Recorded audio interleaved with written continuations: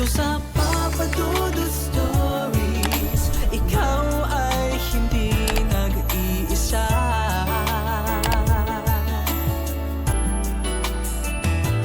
Dito sa Papa Dudut Stories, may nagmamahal sa'yo. Papa Dudut Stories, Papa Dudut Stories. Dear Papa Dudut, sa lahat po ng mga nakatutok ngayon, huwag pong kalimutan mag-like, mag-share at mag-subscribe. Maraming salamat po sa inyong lahat.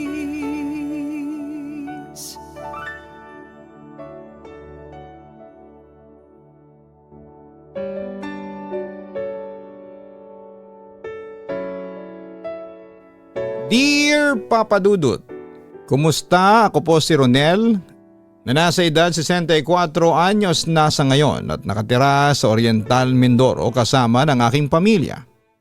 Gusto ko sanang ibahagi sa inyo ang naging karanasan ko, kung saan ay masasabi kong hindi ko makakalimutan. Natatandaan ko pa noon 1974 ay nagkaroon ng pag-aaklas at pag-rebelde noon simula nung pinatupad ang martial law sa Pilipinas ng Pangulong Marcos. Marami ang nag-aklas. Marami din ang umakyat na taga Maynila sa mga bundok upang magplano ng rebelyon. Isa na ako roon na napasama at umanib sa mga rebelde na makaranas ako ng pang-aabuso mula sa mga militar. Napagbintangan kasi noon ang mga magulang ko na kasapi ng mga rebeldeng komunista kahit na hindi naman. Yun pala yung isa sa mga commander ng militar na naka-assign sa lugar namin ay may malaking galit pala sa aming pamilya. Kaya para gumanti ito sa amin sa ginawa niya. Hinuli ang mga magulang ko at kinasuhan ng mga kasalanang hindi nila ginagawa. Hanggang sa tinorture sila ng mga militar noon. Makalipas nga ang 1 linggo ay bumalik sa amin sina mama at papa pero pareho na silang malalamig na bangkay. Dahil dito ay sinumpa ko na ipaghihiganti ko ang pagpatay nila sa aking mga magulang. May nag-recruit naman sa akin na maging rebelde noon at tinanggap ko kaagad yon. Nang makakyat ako sa bundok ay nakilala ko si Commander Panyong. Nakilalang matapang kahit na wala na ang kaliwang kamay dahil sa pakikipaglaban niya noong panahon ng mga Hapon. Agad niya akong tinuruang bumaril at self-defense gamit ang iba pang mga armas tulad ng kutsilyo. Kumbaga yung mga natutunan niya noon sa pakikipagyera sa mga Hapon ay itinuro niya noon sa akin. Siguro'y dala na rin sa matapang ako at mabilis ang galaw o reflexes ng aking katawan ay madali kong natutunan ang pakikibaka. Papadudot kung saan-saan kami napuntahan na kabundukan hanggang sa napadpad kami sa probinsya ng Masbate. Ang Masbate ay may iba't ibang dialekto. Gaya ng malapit lang ito sa mga probinsya ng Cebu, Iloilo, Antique at iba pa. Iba-iba rin ang kultura lalo na ng mga pamahiin o mga kwentong bayan. Napadpad kami sa bayan ng Milagros, mga 33 kilometro ang layo sa Kapitolyo ng Masbate.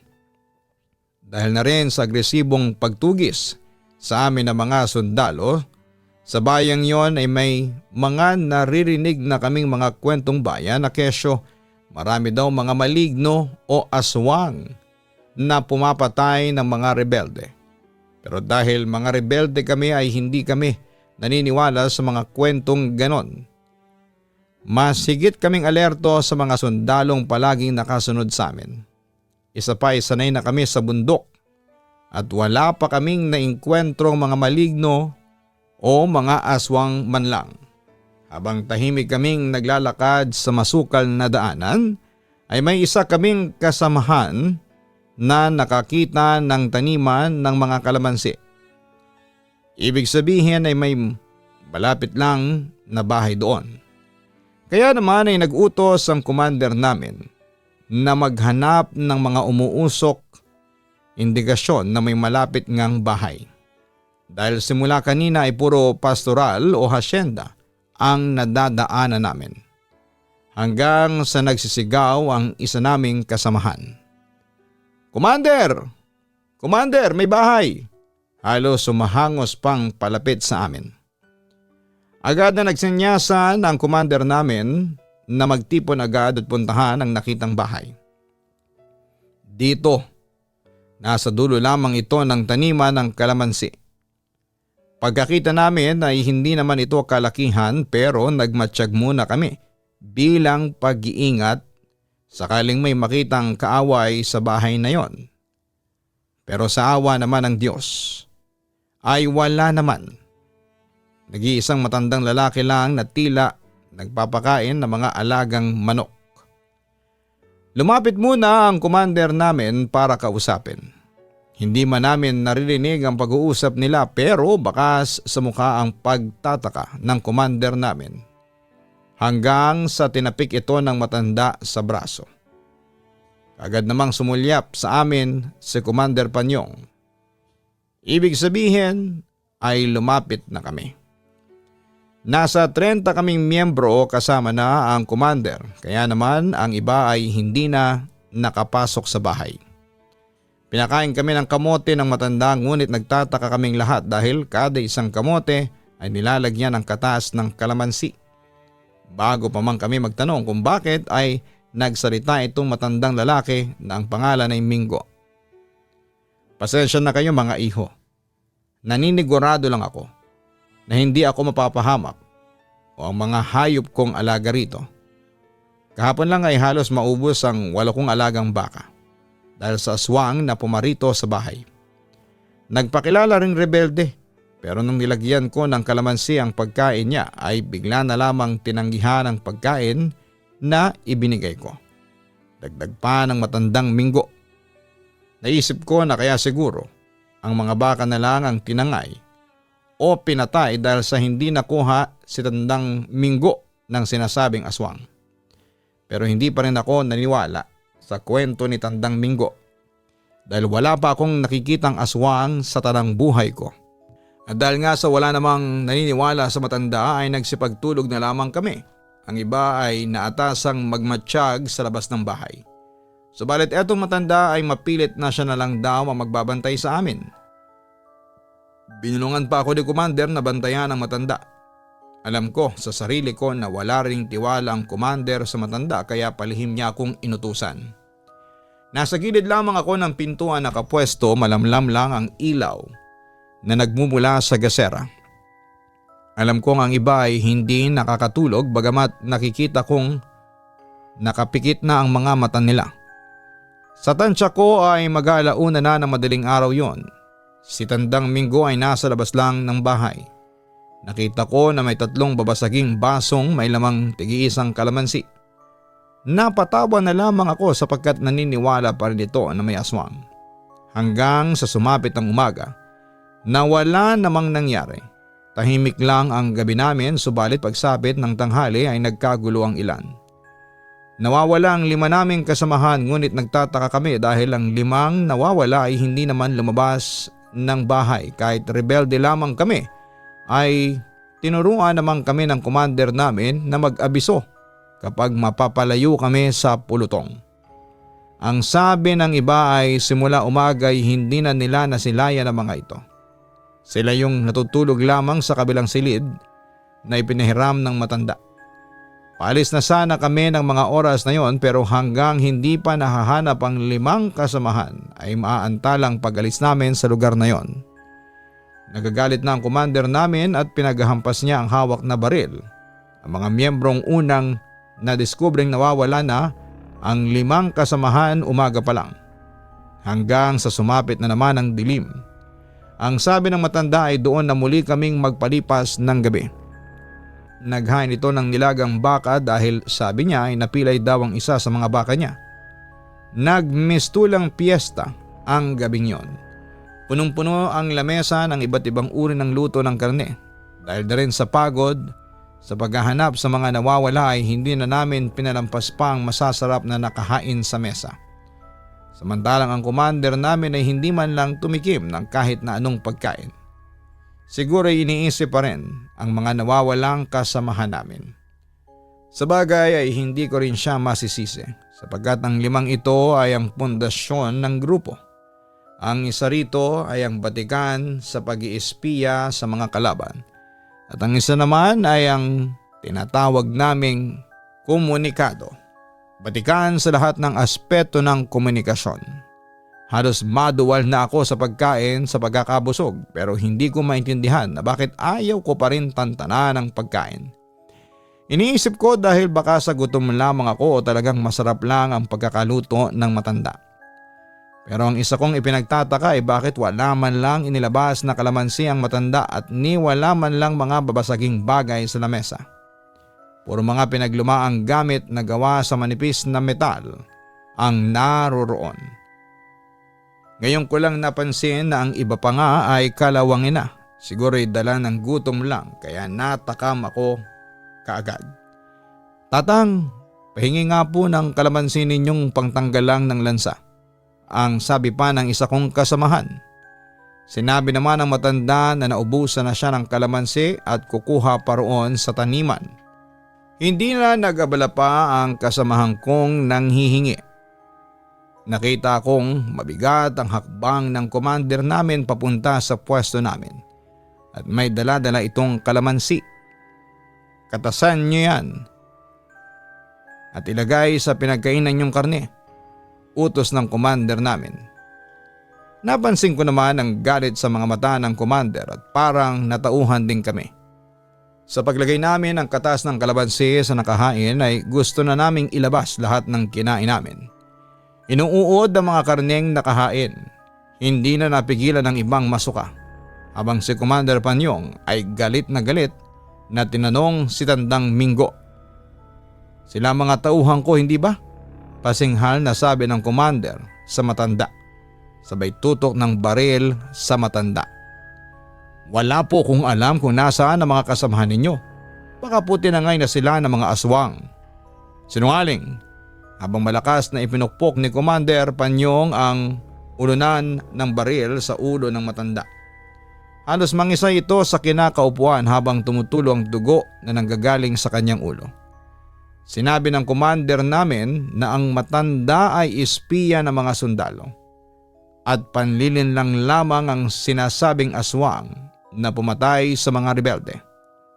Ang matanda ang pumatay sa mga kasamahan namin pero hindi pa tukoy kung paanong klaseng pagpatay ang ginawa na kahit isa sa amin ay hindi man lang nakaramdam ng pagdududa agad-agad. Pero ang mga karneng aming nilantakan ay ang sariling mga kasamahan namin. Sinabi rin sa amin kung paano itong lahat nalaman. At nakwento nga ng commander namin na nung una pa lang daw ay nagduda na si commander. Dahil nang mapadako siya sa likod bahay ay may nakita siyang mga maliliit na kubo. Bawat kubo ay may mga samot-saring damit na nandun kasama na mga damit ng kasamahan namin.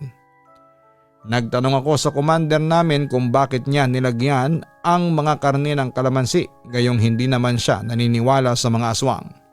Sinagot niya lamang kami nang wala naman daw mawawala kung susubukan. At ayun nga, napatunayan naman na hindi nagkamali ang hinala niya. Sa pagkakatanda ko noon ay mag-aalas 7 na ng gabi nang itinali namin ang matanda sa puno ng mangga na nasa bakuran ng matanda. Inambaka namin ang maraming kahoy na nakuha namin sa kusina ng matanda. Tamang-tamang naipon naming pinagpuputol na torso pangsunog sa kanya. 5 buhay ang kinuha niya, kaya naman buhay din ang kapalit. Hindi na namin inisip kung anong klaseng nilalang pa ang matandang ito. Sa isip pa namin ay kung aswang nga ito ay kanina pa itong nakipagbuno sa amin. Sinabi nga ng commander namin kahit pa demonyo ang kaharap namin ay haharapin pa rin namin. Nakiusap ang matanda na pakawala na lamang siya at ituturo ang maliliit na unit ng sundalo na nakabang lang sa amin sa hindi kalayuan sa lugar kung nasaan kami. Pero hindi pumayag ang commander namin at desidido talaga itong sunugin. Kahit ako sa sarili ng mga panahong yon ay gustong gusto rin na itawakal ang buhay ng matanda. Samantala dahil sa ako ang pinakabata at baguhan noon sa aming grupo ay ako ang inutusan noon ni Commander Panyong na sumunog sa matanda. Agad kong kinuha ang isang galon ng gaas at posporo mula sa loob ng bahay ng matanda para ilabas at gawing pansunog sa matanda. At habang binubuhusan ko ng gaas ang matanda ay nagsalita ito sa akin. "Ronel, maawa ka sa akin. Huwag kang makinig sa kanila. Huwag mo akong sunugin," ang sabi pa niya. Nagulat naman ako kasi ni minsan ay hindi kami nagbabanggit ng totoo naming pangalan. Lahat kami tinatawag sa aming alias. Si Commander Panyo nga ay tinatawag na Commander Buitre ng buong grupo. At tinatawag lamang namin siyang Commander Panyong kapag nasa kuta kami. Ako ay may alias na Baby Cobra kasi ako ang pinakabata pero para kung cobra kung umatake. Kaya nagtataka ako na bakit kilala niya ako. "Paano mo nalaman ang pangalan ko?" Galit na tanong ko sa kanya. "Hindi na mahalaga yon. Basta wag mo lang akong patayin pakiusap. Pagmamakaawa ng matanda sa akin." Pero tinuloy ko pa rin ang pagbuhos sa kanya ng gaas dahil dito ay nagalit na siya sa akin. "Sinusumpa ko, Ronel. Hindi man kita mabalikan ngayon, alam kong merong maghihiganti para sa akin. Siguradong pagpipiestahan nila ang mga laman loob mo." Wika nito pagkatapos ay tumawa ito ng parang demonyo. Dahil sa galit ay agad akong nagsindi ng posporo at inihagis ko ito sa kanyang lugar. Agad na lumiyab sa paligid ng paanan ni Tandang Minggo hanggang sa unti-unti itong lumaki. Hanggang sa naabot na ang katawan ni Tandang Minggo ng apoy. Rando, tulungan mo ako. Ipaghiganti mo ako." Tanging sigaw ng matanda habang tinitingnan itong nasusunog sa nagngangalit na apoy. Nagtataka man kami kung sino ang tinatawag nito pero wala na kami halos pakialam pa. Bago pa man nawala ng buhay si Tandang Minggo ay may mga ibon na lumilipad sa himpapawid. Marami ito na nagpaikot-ikot sa sentro kung saan ay itinali ang matanda.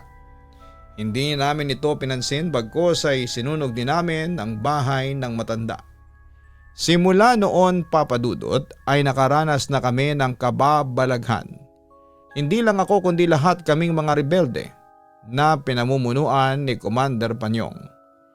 Napansin na naming may mga sumusunod na ibong itim saan man kami magpunta. Agad na sinabi ni Commander Panyong na mag-ingat kami dahil mga aswang daw yon. Yung mga hindi naniniwala dati sa aswang ay biglang naniwala na. Pero sa awa ng Panginoon ay wala namang kaming naengkwentrong mga aswang. Yun nga lang, sa ilang taon kong nasa bundok ay hindi ko magawang makatulog ng payapa. Dahil bukod sa araw-gabi ay may threat kami mula sa mga kaaway naming militar. Ay parang may nararamdaman akong nagmamasid sa akin na hindi ko nakikita. Kahit na mag-isa ako sa gubat dahil minsan ay naaatasan ako ng misyon. Pakiramdam ko ay may kasama ako. Kaya nagsimula na akong gumamit ng proteksyon noon laban sa mga aswang. Palagi ako may dalang asin at kalamansi at buntod pagi. May lana din akong daladala. Ang lana ay yung kakaibang langis na nasa bote na kumukulo kapag may aswang sa paligid. Laging kumukulo yung lana. Kaya alam ko at ramdam kong merong gustong maghiganti sa akin noon. Samantala lumipas sa mga panahon natapos ang martial law. Nagkaroon ng EDSA People Power 1 and 2 at nagbalik na ako sa gobyerno at nagsimula ng panibagong buhay. Kaso nga lang ay tumanda akong binata, as in walang asawa. Walang mga anak, mag-isa lamang ako sa buhay noon hanggang sa noong 2006. Ay nakilala ko si Jen na noon ay 22 years old lamang, habang ako naman ay 55 na. Fast forward, naging asawa ko si Jen noong 2007 at nabuntis ko siya noong parehong taon. At doon nagsimula kaming makaramdam ng kababalaghan. Siya nga pala, bumukod kami noon ni Jen at tumira kami sa Kalapan. Malit lang ang bahay na naupahan namin ng asawa ko kaya naglagay siya ng maliit na tulugan sa itaas ng CR which is sobrang dikit na halo sa bubungan. Sa tuwing doon kami natutulog, pinabangungot si Jen at sinasabi niya na may nakikita siyang kamay na nakahawak sa dingding ng bahay namin katapat nung tulugan sa taas ng CR. Madalas na din na may nag-aaway ng mga pusa na dati wala naman. Sa pangalawang buwan niya ng pagbubuntis ay lagi nang sumasakit ang puso ng asawa ko. Animoy makukunan siya sa sobrang sakit kaya lagi ko siyang pinapagamot noon sa doktor. Pero ayon sa doktor ay wala naman daw siyang nakikitang abnormalidad sa pagbubuntis ni Jen na hindi ko pinapaniwalaan noon. Kaya umuwi muna kami sa bahay ng biyanan ko para ipahilot ang tiyan ni Jen. Tiniis ni Jen ang sakit at nagtaka nga ang mama kung bakit ganon kababa ang bata. Kahit sa center ay sinabi ng midwife na mababa daw talaga. Inaaswang siguro ang asawa mo, Ronel, sabi sa akin ng mama niya. Pagkatapos noon ay nag-alok siya na doon muna kami magpalipas ng gabi sa bahay nila para mabantayan namin ang maigi si Jen. Kinagabihan ang araw ding yon ay umakyat kami sa bubong ng bahay namin. As in bumungan. Presko kasi doon at may mga alaga silang kalapati. 11:15 kami umakyat at hindi naiwasang nakatulog ang bayaw ko na kasama kong umakyat noon para magbantay. Umakyat din ang biyanan ko para ibigay yung 2 pagkain na empanada. Pinababa na rin kami dahil gabi na raw. Waba na kami bandang 12:00 na matapos lang namin kainin ang empanada. Yung mismong bubong ay ini-slide lang at wala nang ibang harang. Naganda na kaming matulog nang biglang may tumalon sa bubungan namin. Binaliwala namin ito dahil na rin sa antok pero dahil nasisilaw ang asawa ko sa liwanag ng bumbilya. Inarangan niya ito ng damit. Jen, balutan mo ng itim na damit ang tiyan mo. Bigla kong utos noon sa asawa ko. Sumunod naman kaagad si Jen at nakakuha siya ng damit na bagong laba at ipinatong niya ito sa damit niya. Mamaya ang kaunti nakaidlip na ako. Pero papadudot. Wala pa yatang 10 minuto ay nagising ako sa sigaw ng asawa ko na takot na takot. Ano nangyari, Jen? Bakit ka sumisigaw? Tanong ko. Hindi kumibo si Jen pero may tinuturo siya. Sinundan ko yun ng tingin sa bintana sa mismong uluhan ng tinutulugan naming kwarto ay may daanan papunta sa CR pero mga pusa lang ang kakasya doon. Pero kahit madilim ay nakita ko ang isang figura ng lalaki na nakatalikod at nakapihit lang ang ulo paharap sa akin na may nakakakilabot ng ngiti. Sino ka? Galit na tanong ko. Pinagbumura ko din siya. Buti na lamang at nagtatago kami ng itak sa tabi ng higaan namin at agad kong kinuha yon para gawing armas sakaling lusubin ako ng nilalang na pumasok sa bahay namin. Pero bigla itong nawala sa isang kisap mata.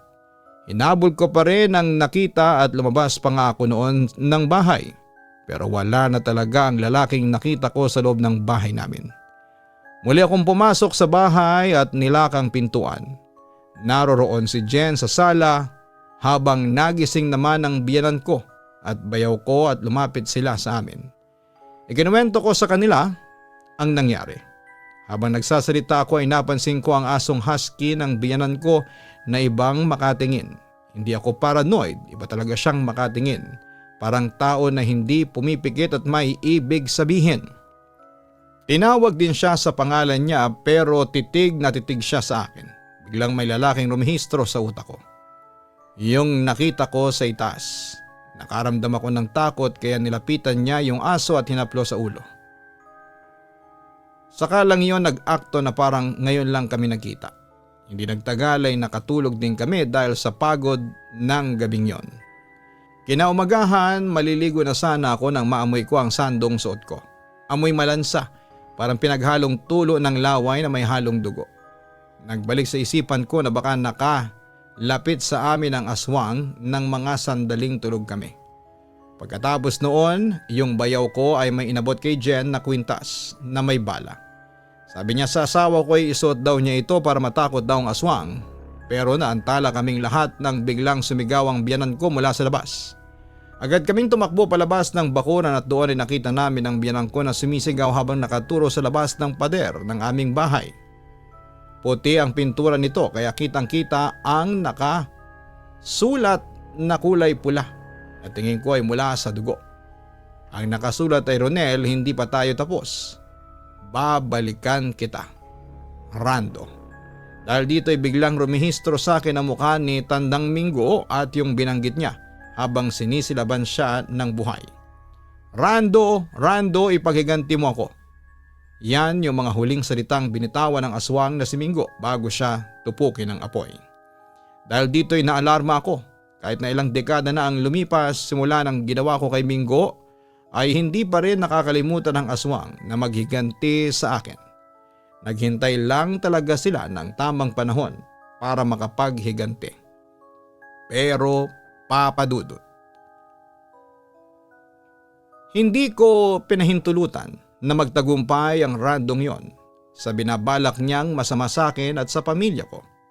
Nang mga panahong yon ay tumira muna kami sa Alangilan, Batangas City ng mahigit 5 taon bago kami bumalik sa Puerto Galera. At sa mga panahong ding yon ay hindi kami nawawala ng mga pangontra sa aswang. Maski ang mga anak ko ay tinuruan ko kung paanong mag-ingat sa mga aswang, pero sa awa ng Panginoon ay wala kaming na-encounter pang aswang. Napigilan ko ang paghihiganti ng aswang na si Rando, naguluhin ang pamilya ko. Kahit na nung bumalik kami sa Puerto Galera noong 2014 ay wala ng threat ng aswang sa pamilya ko. Pero syempre naroroon pa rin ang pag-iingat ko hanggang ngayon. Sa ngayon ay 74 years old na ako at alam kong kaya ko pang lumaban sa aswang sakali mang atakihin ako o ang pamilya ko. Malaki na rin ang 2 kong anak na lalaki at alam kong may kapasidad na rin sila para lumaban. Sa ngayon ay sinasamantala namin ang pagkakataon na tahimik ang buhay namin, pero handa kami anumang oras sakali mang balikan ulit kami ni Rando o kung sino mang aswang na gustong manggulo sa amin. Papa Dudut, hanggang dito na lamang. Maraming salamat at sana'y mabasa mo ang aking liham. Magandang gabi rin sa inyong lahat. Lubos na gumagalang, Ronel. Maraming salamat, Ronel, sa pagbabahagi mo ng iyong kwento sa aming programa. Totoo man o hindi, ang mga aswang ay marapat na mag-ingat tayong lahat. Lalo na kung merong threat sa kapayapaan sa ating buhay o sa ating pamilya. Hindi natin alam kung kailan aatake ang ating mga kaaway at aatake yan sa mga oras na vulnerable ka o yung panahong mahina ka. Kaya mainam na maghanda tayo palagi at maging alerto sa lahat ng oras.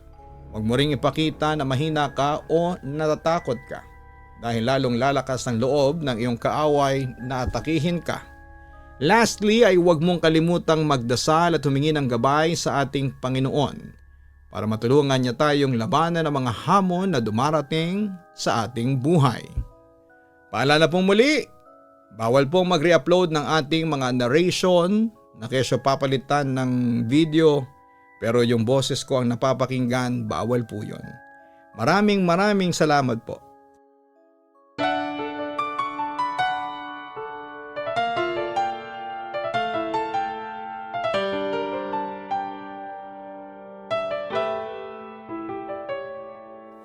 Ang buhay ay mahiwaga,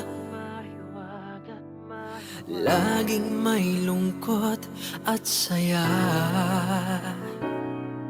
Sa Papa Dudut Stories, laging may karamay ka.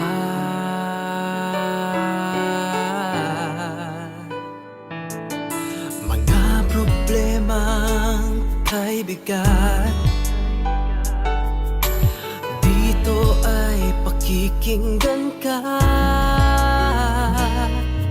Sa Papa Dudut Stories, kami ay iyong kasama. Dito sa Papa Dudut Stories, ikaw ay hindi nag-iisa.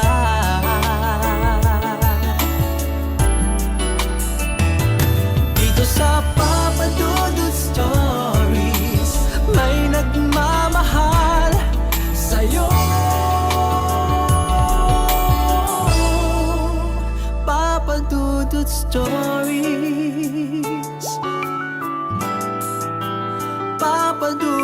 Stories.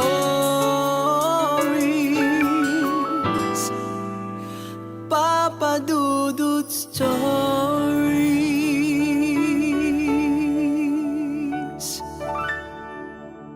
Matakot, kabahan sa mga kwentong nakakagimbal sa Kaistorya YouTube channel with daily post at 7 p.m.